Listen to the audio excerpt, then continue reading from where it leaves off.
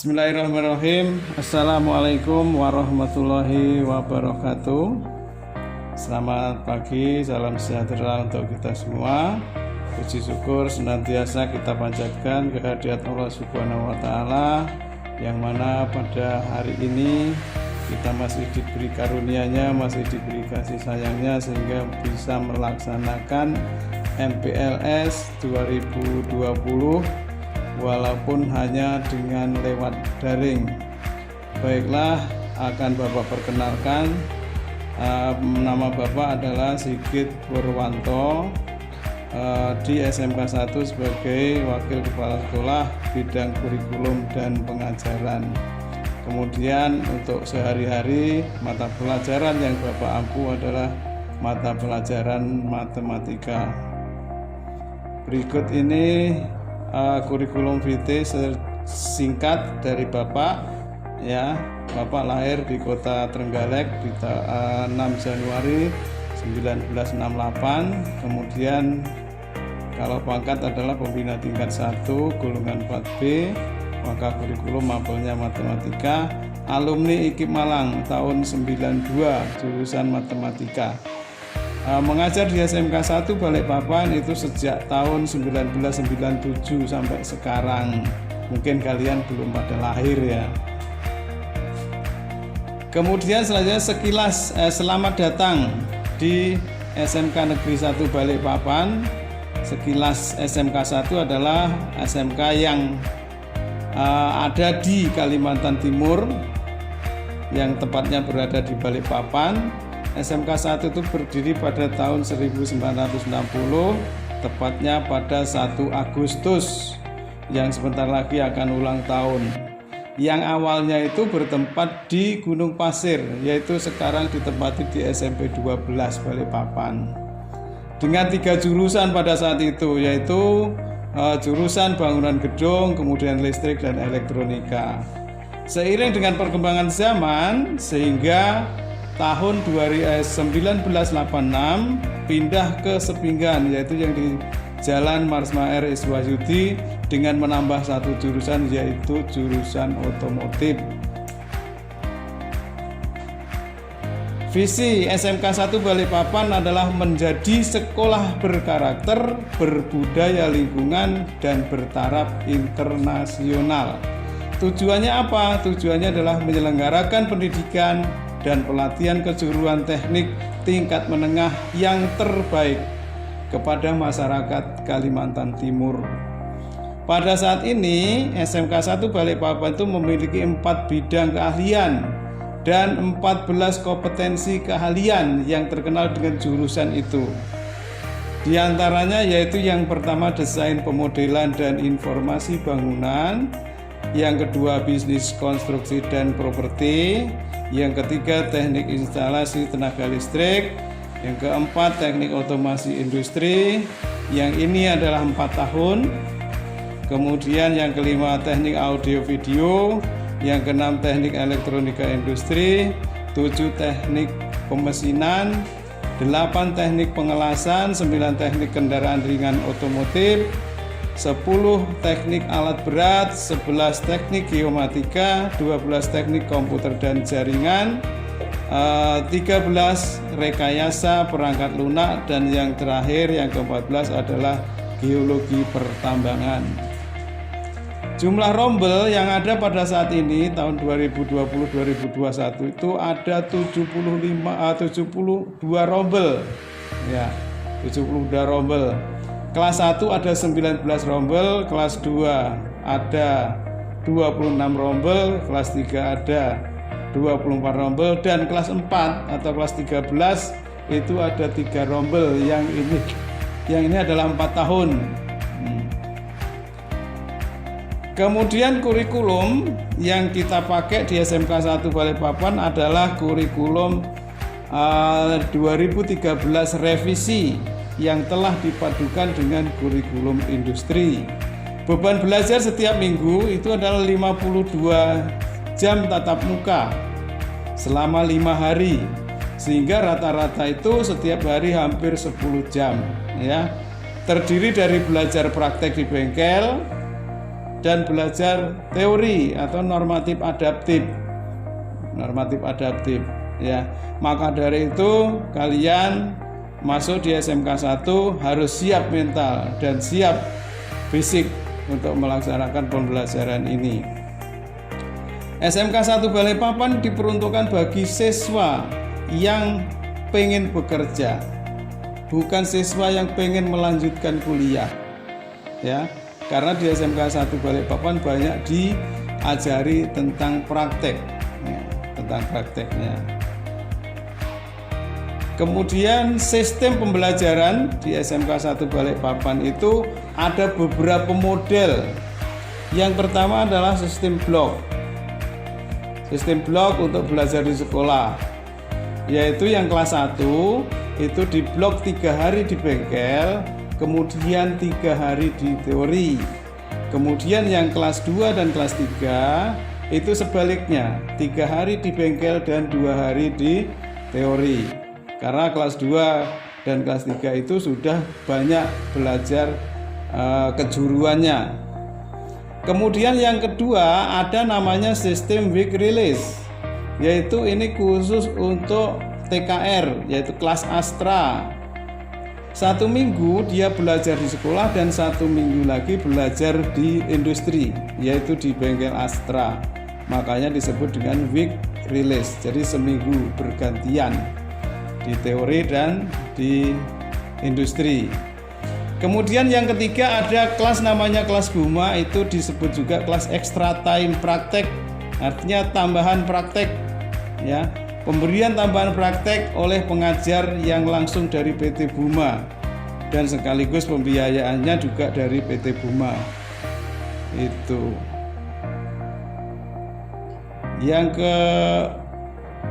keempat itu adalah sistem blok untuk kelas industri TAB, alat berat. Itu kelas Trakindo. Pelaksanaannya 3 bulan belajar di sekolah dan 3 bulan dia belajar di industri, yakni langsung di bengkel Trakindo. Semua peralatan dan sertifikasi itu langsung oleh PT Trakindo. Kemudian yang kelima, untuk praktek pelaksanaan PKL selain kelas industri itu selama 6 bulan, yakni terbagi menjadi 2 gelombang. Gelombang pertama yaitu di semester 4, kemudian dilanjutkan lagi di semester 5 yang masing-masing selama 3 bulan. Kemudian sistem penilaian yang dilaksanakan di SMK 1 Balikpapan itu ada penilaian harian, ada penugasan, ada nilai penilaian tengah semester, ada penilaian akhir semester, baik secara online maupun secara offline. Yang ketujuh ada namanya kelas industri. Kelas industri itu ada beberapa kelas yang tadi sudah kita sebutkan, yaitu kelas Trakindo, kemudian ada kelas Astra, kemudian ada kelas BUMA.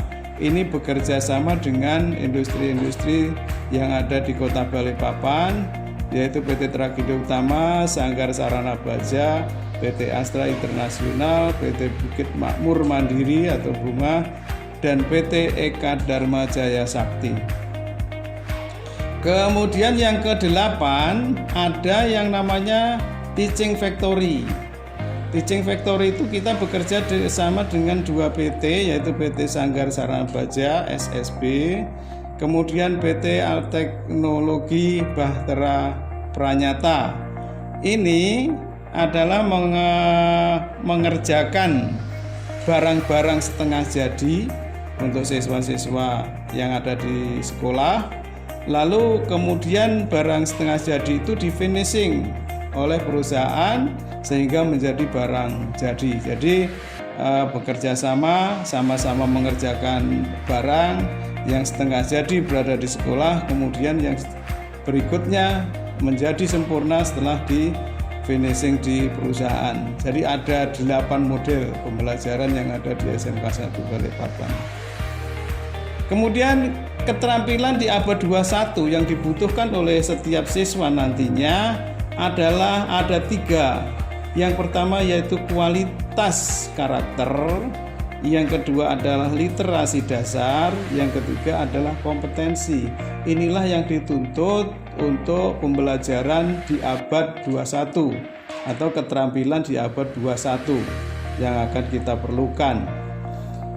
Kualitas karakter itu ada 5, yaitu religius, kemudian nasionalisme, kemudian kemandirian, ada gotong royong, ada integritas.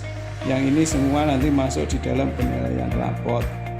Kemudian yang berikutnya adalah literasi dasar, itu ada 6, yaitu literasi bahasa, literasi numerisasi, literasi sains, digital, kemudian finansial, kemudian literasi budaya dan kewarganegaraan.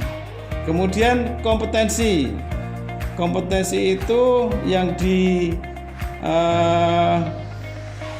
adalah untuk berpikir kritis, berpikir kreatif, komunikasi, dan kolaborasi. Jadi kalau sudah memenuhi ketiga komponen di abad 21 itu, insya Allah anak-anak akan bisa belajar dengan baik dan meraih cita-citanya dengan baik. Sistem pembelajaran selama pandemi COVID-19 sesuai surat edaran Menteri Pendidikan dan Kebudayaan nomor 4 di tahun 2020 tanggal 24 Maret 2020, maka pembelajaran dilaksanakan secara daring atau jarak jauh dari rumah dengan memanfaatkan teknologi informasi dengan menggunakan aplikasi, ada Zoom Meeting, ada Hangout, ada Google Classroom, ada Google Form, ada Edmodo, tergantung dari guru masing-masing yang diampu. Penilaian hasil belajar juga sama dilaksanakan dengan daring, yaitu bisa menggunakan aplikasi Quizzes, Google Classroom, Google Form, Edmodo, dan Kahoot, dan lain-lain. Itu yang dilaksanakan. Kemudian untuk pembelajaran praktek mandiri itu divideokan lalu diupload melalui aplikasi YouTube atau dengan WA langsung kepada gurunya masing-masing. Itu biasanya seperti itu. Ini contoh dari bukti pembelajaran online Google Classroom.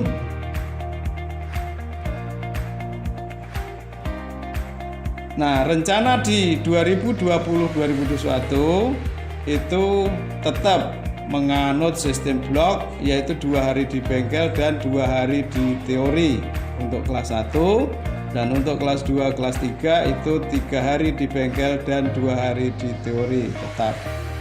Pelaksanaan PKL untuk yang 3 tahun sementara masih kita pending ya, diadakan, jadi belajar di rumah saja, tidak lagi ke industri. Nanti kalau sudah COVID-nya aman, maka kita akan luncurkan kembali untuk program PKL.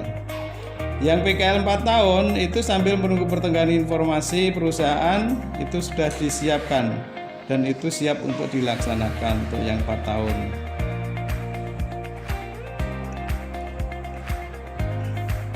Rencana kegiatan semester ini yang ketiga adalah semester ganjil, diasumsikan semua siswa berada di sekolah, sehingga kita siapkan sekaligus pembelajaran dengan sistem week release.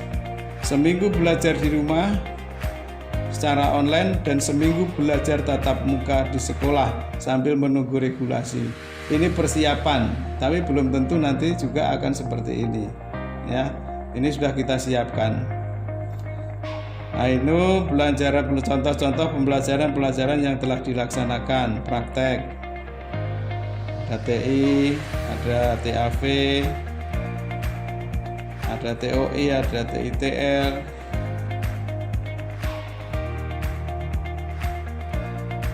Nah, persiapan new normal, karena sekarang sudah new normal. Yang pertama adalah penyediaan tempat cuci tangan dan wastafel, sabun, hand sanitizer setiap kelas. Itu nanti akan kita siapkan.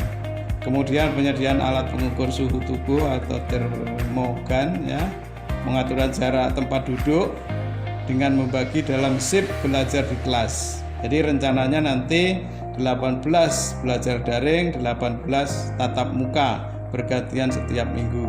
Namun ini sambil menunggu regulasi dari pemerintah. Kalau memang diizinkan akan seperti itu. Tapi kalau tidak ya terpaksa harus belajar di rumah saja ya. Kemudian penyediaan masker bagi siswa, guru dan karyawan. Ini kegiatan-kegiatan yang telah dilakukan dalam persiapan new normal. Ada penyemprotan, kemudian ada wastafel ya. Ini gerakan cuci tangan.